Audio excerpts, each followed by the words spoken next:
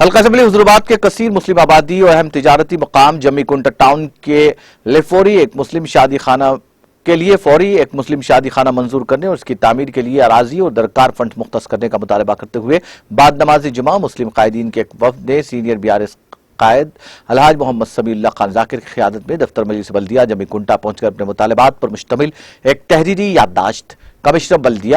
سمیہ کو پیش کی اور اس بات کی نشاندہی کی کہ سروے نمبر 624 میں مسلم شادی خانے کی تعمیر کے لیے درکار اراضی دستیاب ہے۔ یادداشت کو قبول کرتے ہوئے انہوں نے ریاستی حکومت کو پیش کرنے کا وعدہ کیا۔ بعد ازاں الحاج محمد سمیع اللہ خان ذاکر صدر مسجد قریش نے میڈیا سے بات کرتے ہوئے بتایا کہ مذکورہ اراضی پر عارضی عمارتیں اور ناجائز قبضے ہوئے ہیں، جس کی اثر نو حد بندی کے ذریعے ناجائز قابضین کو برخاست کیا جا سکتا ہے۔ اس موقع پر محمد سرور پاشا، محمد فہیم، مولانا محمد نذیر قریشی، حافظ محمد عبد الرحمن سفیان، محمد کلیم الدین اور دوسرے قائدین موجود تھے۔